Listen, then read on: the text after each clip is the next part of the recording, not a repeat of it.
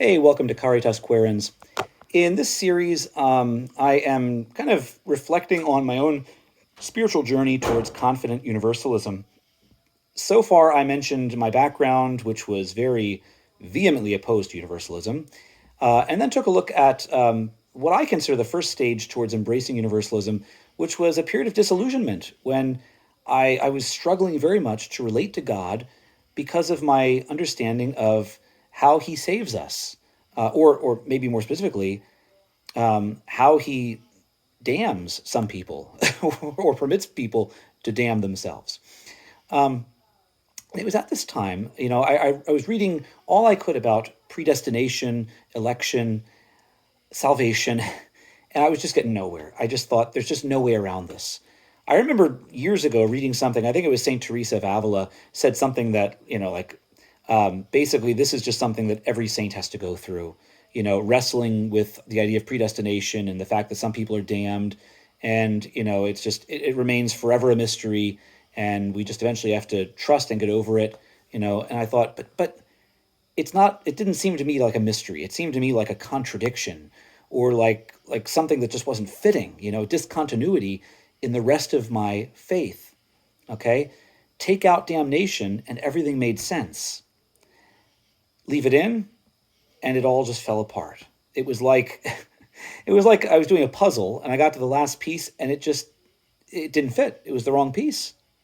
And I was struggling to find the right piece. I didn't know where's the last piece that makes everything fit together. you know?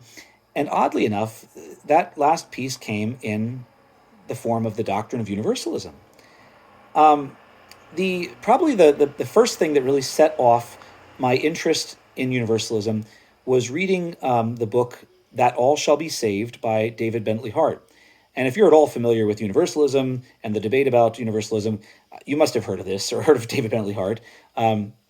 He's kind of the most famous and probably most infamous person, advocate of apokatastasis.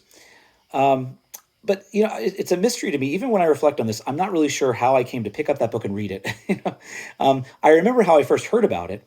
There's a priest I know who I respect very much. In fact, I would say he's like my favorite priest. And I remember years ago, before this crisis and everything, I had been having a conversation with him, talking with him, and he mentioned the book. He said, "Hey, have you ever heard of this book, That All Shall Be Saved by David Bentley Hart?" And I said, "No, never heard of it." And so he just kind of briefly mentioned, okay, it's basically, he basically is talking about or giving an argument for the fact for universal salvation, that all people will get to heaven. And he told me that, personally, he found the arguments irrefutable, but he still believed that it's not true. And at the time, I just kind of dismissed it. I was like, I'm not interested. Universalism is a heresy. It's definitely not true. So I'm not going to waste my time. That kind of shows again where I was at. I wasn't even willing to engage the idea. I wasn't even willing, just out of courtesy, like to read the book and just see what Dr. Hart had to say. But anyway, years later, in the midst of this crisis that I mentioned in my last video, I'm not sure again, exactly what spurred me to look back to this book, but I did.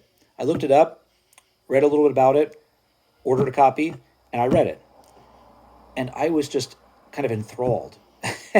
And if you've never read the book That All Shall Be Saved by David Bentley Hart, it's really is an amazing book. I have to say, although he argues the case for universalism in several parts, his whole argument is like this seamless, I would say almost perfect logical synthesis or logical argument. And it's beautiful. I mean, his writing is beautiful and powerful, but his reasoning is there's just this kind of beauty about it. This almost ethereal, almost heavenly beauty about his arguments. And I think whether you agree with him or not, it's pretty amazing and powerful stuff. So I read this and it really struck me because for the first time in my life, I began to see that universalism could actually make sense.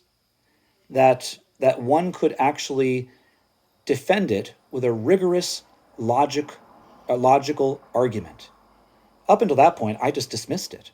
I just thought, I think there's a passage in The City of God by St. Augustine where he mentions universalists, and he says something to the effect that they're just very merciful or something, almost like they're just a bunch of sentimentalists, emotional Christians. That's kind of what I thought. It's just universalism is just a sort of sentimentalism that is kind of wishy-washy, and but I began to see that's not the case. I mean,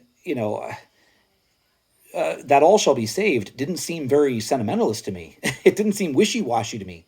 It was very strong, robust, and again, rigorously logical. And so I began to see that universalism could be theologically sound.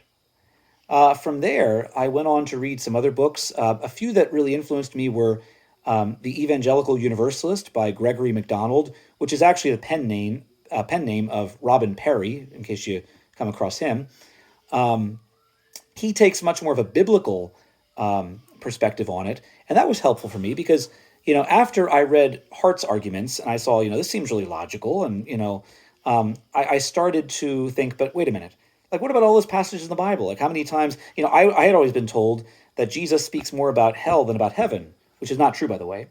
And I thought, like, what about the parable of the sheep and the goats, which, by the way, I just released a video about in case you're interested, or, the narrow gate and things like that. I thought, it's not even biblical. It's obvious in Revelation that there is a hell and people go there, Robin Perry's book, Gregory MacDonald, the Evangelical Universalist, was very helpful in that regard. Also, The Inescapable Love of God by Thomas Talbot. That's kind of like a classic, like a modern classic of universalism, by the way. It's it's like quoted in every single book I've ever read pretty much about universalism. That was another big one for me. And I think one of the things that really struck me about all that too was not only the logical arguments, or the historical arguments, realizing that for the first couple centuries of the church, historical testimony shows that actually universalism was prevalent and may have been the majority opinion. That there have been great saints and fathers of the church, like St. Gregory of Nyssa, who embraced universalism and were not considered heterodox or heretics. So there was the logical arguments, there were the biblical arguments, there were the historical testimony, but even more important for me was the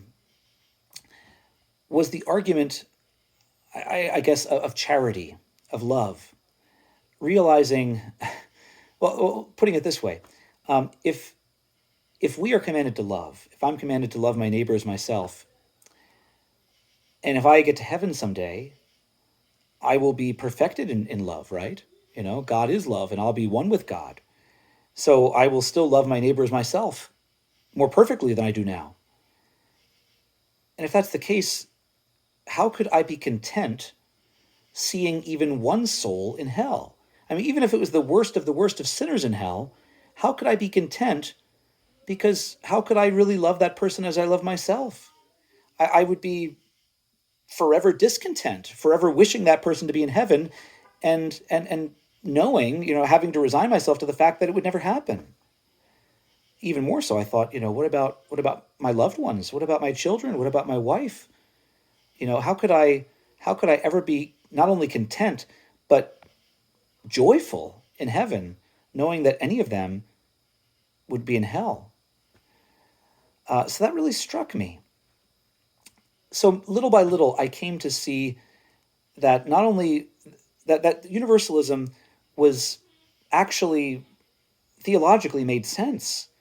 More and more, I began to see that it actually it was easier to interpret biblical passages that seemed to be about eternal damnation. It was easier to interpret them in the light of universalism than it was to interpret passages that seemed to teach universalism in the light of eternal damnation. It seemed to me that the Bible made a lot more sense when I accepted universalism. And even more importantly, that whole crisis I'd gone through, that disillusionment, it struck me one day that this was the missing piece. Of course, predestination, election, free will, all that stuff, it makes a lot more sense if eternal damnation is out of the picture. That was what was causing me all the trouble to begin with. um, I could resign myself to realizing that I don't completely understand providence. I don't completely understand how God saves us. I don't completely understand how His grace and our free will work together. But if there's no eternal damnation, why then I don't see any conflict. I don't see any discrepancy. You know, um, uh, it makes sense. I may not completely understand it, but it all still would make sense, and it was perfectly consistent with, again, God being omnipotent, all-knowing, all good, all wise, all loving Father. So at this point, I was I was open to universalism as a possibility. I guess you could say I was a hopeful universalist. And not only that, but I thought it was desirable. I wanted it. I wanted it to be true. But that's about the point where my background as a Catholic came into play, and I started getting troubled a little bit, realizing, I don't know, can I, as a serious practicing Catholic, can I embrace this doctrine of universal salvation? And that's what I'll take a look at in the next video. So until then, adios.